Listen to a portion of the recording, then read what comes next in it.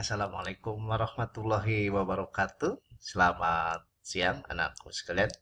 Semoga kalian saat ini semuanya dalam keadaan sehat ya, senantiasa menjaga kesehatan ya di masa pandemi ini. Jangan lupa mengikuti protokol kesehatan COVID-19 ya, senantiasa menggunakan masker jika keluar rumah, menjauhi kerumunan dan menjaga jarak. Dan jangan lupa sering mencuci tangan dengan sabun dan air yang mengalir. Sering berolahraga yang teratur ya, dan istirahat yang cukup juga, makanan yang eh, baik, pola makannya diatur, eh, dan jangan lupa berdoa. Semoga pandemi ini segera berakhir dan kita bisa tatap muka tentunya ya, belajar di sekolah. Baik, kita akan melanjutkan pelajaran kita yang minggu lalu ya. Pada saat ini kita akan melanjutkan eh, mata pelajaran bahasa Sunda ini, bab 4 tentang kabengharan pakeman basa ya, dan saat ini adalah memasuki pertemuan yang kedua. Kalian bisa menyiapkan buku catatannya ya, dan buku Simpai Bahasa Sundanya halaman 57. Silahkan dibuka. Kita mulai ya. Bismillahirrahmanirrahim. Panyungsi basa ya. Kita mulai dengan perkara pakeman basa ya. Di sini kalau di dalam bahasa Indonesia, pakeman bahasa itu disebutnya dengan ungkapan kata ya, atau idiom.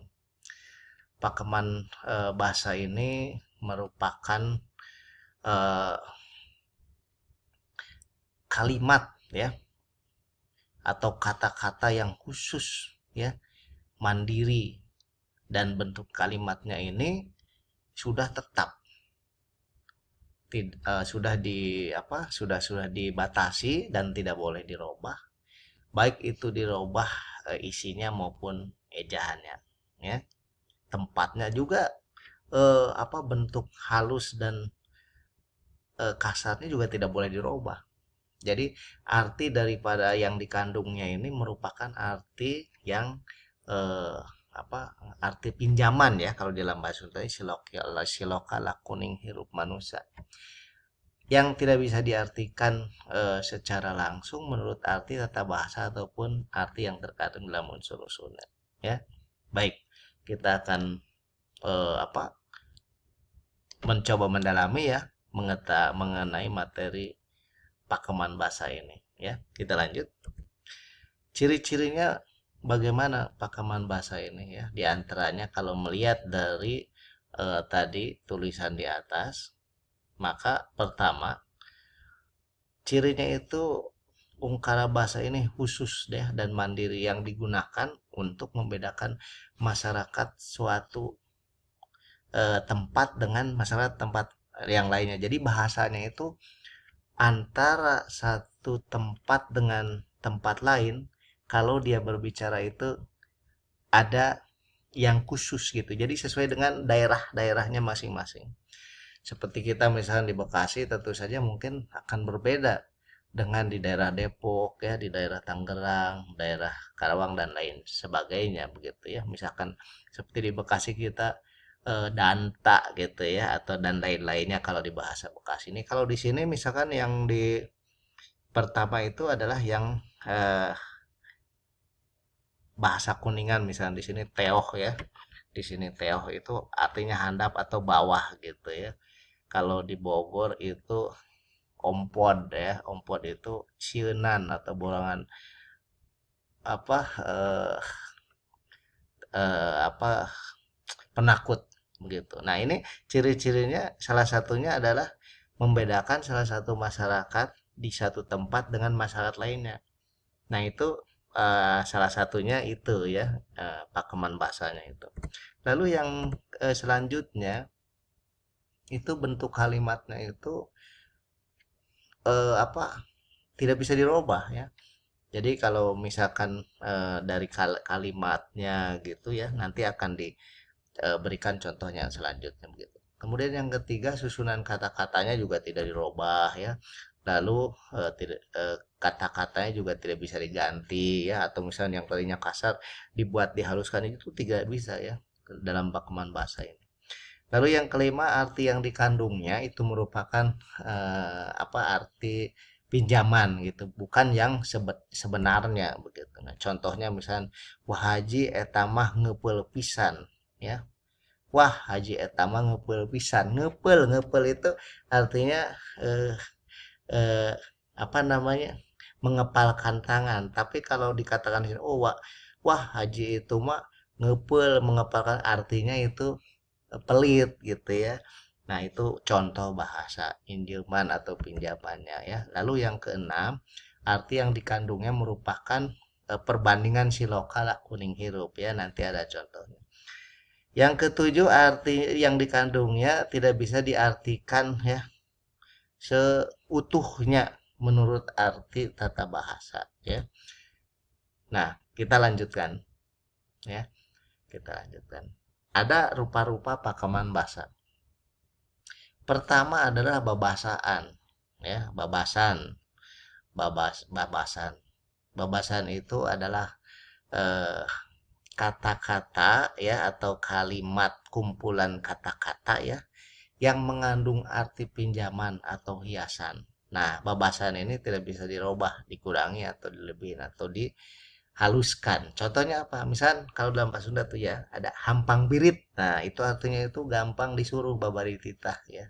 Lalu gede hulu, itu bukan, hulu itu kan kepala nih. Gede itu besar, bukan kepalanya yang besar, tetapi itu merupakan artinya orang yang sombong ya. Itu babasannya, itu orang yang sombong itu disebut gede hulu ya, besar kepala kalau bahasa Indonesia. Kemudian buntut kasiran ya, buntut kasiran itu pelit ya, medit, koret ya, seperti itu. Kemudian yang kedua adalah paribasa ya. Macam-macam pakeman bahasa yang kedua adalah paribasa ya. Kalian bisa lihat di halaman 57, silahkan dibuka bukunya. Itu merupakan ya ungkara basa winangun kalimah anu ngandung hati babandingan minangka siloka laku hirup manusia. Eusi paribasana bisa mangrupa paribasa wara luang, pangjerung laku alus jeung panyaram lampah. Nah, ini eh, mengandung arti perbandingan ya, mengandung arti perbandingan. Contohnya adat kekurungku iga ya. Jadi perilakunya itu sudah mendarah daging, tidak bisa dirubah gitu ya, itu tabiatnya susah dibuangnya. Lalu anjing ngagogogan kalong, contohnya anjing kalong itu kelelawar ya, ada anjing yang menggonggong kelelawar, jadi artinya menginginkan sesuatu yang mustahil didapatkan ya, jadi mika hayang nupa mohalan bisa laksana begitu. Kemudian gini pikir belang baya. Nah, ini ingin selalu mencelakakan orang lain. Jadi hatinya itu gimana gitu, selalu saja punya eh, keinginan yang jelek begitu ya, kurang baik. Lalu yang ketiga, rakitan lancip adalah susunan kecap atau ungkara kalimah yang diartikan tidak sejelasnya, tapi oleh kebiasaan dasar kalantipan gitu ya. Di sini contohnya, nyai panggedeankeun kompor, artinya neng tolong kompornya digedein. Nah, ini kan bukan kompornya dibikin gede, tetapi apinya yang dibikin besar. Jadi yang dibesarkan itu apinya. Kemudian jang pang megatkeun sado kosong gitu ya. Kalau di sini nak tolong ada delman delman yang kosong di stop gitu. Itu bukan delmannya yang kosong, tidak ada kusirnya, tidak ada kudanya, bukan, tapi maksudnya tidak ada penumpangnya. Kemudian yang keempat, cacandraan. Apa itu cacandraan? Itu cacandraan itu nyaeta panataan karena pasipatan tempat anu dibalibirkeun, diucapkan ku karuhun urang jauh sampai kejadian caritaan karuhun nu ngagambarkeun kaya negara jaga.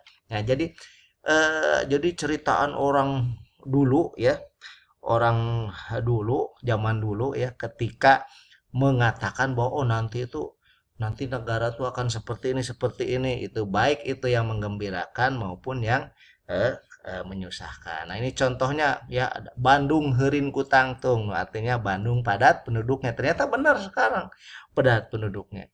Terus Sumedang ngarang-rangan ya, ngarang-rangan. Kering. Ngarang-rangan tuh kering ya, pohonnya kering. Jadi Sumedang pernah dipimpin oleh yang bukan asli orang Sumedang. Kemudian yang kelima adalah Chandra Sangkala ya, adalah kawaruh. Kawaruh itu pengetahuan mengenai tahun kejadian perkara yang menggunakan tahun Saka. Nah, di sini eh ini runtuyan ilaharnya dibalikan bedana tahun Saka jeung Masehi nyaeta 78. Jadi tahun Saka dan Masehi itu ya bedanya 78 tahun. Misalkan berdirinya kerajaan Pajajaran itu tahun 1255 tahun Saka. Nah, ditambah 78 maka ternyata setelah dihitung ya kerajaan Pajajaran itu tahun 1333 Masehi. Begitu di dalam eh, apa riwayat di sini. Lalu yang keenam adalah Uga, adalah sabangsa ramalan ya, itu menuju negara mundurnya keadaan negara ya, di situ diceritakan seperti itu.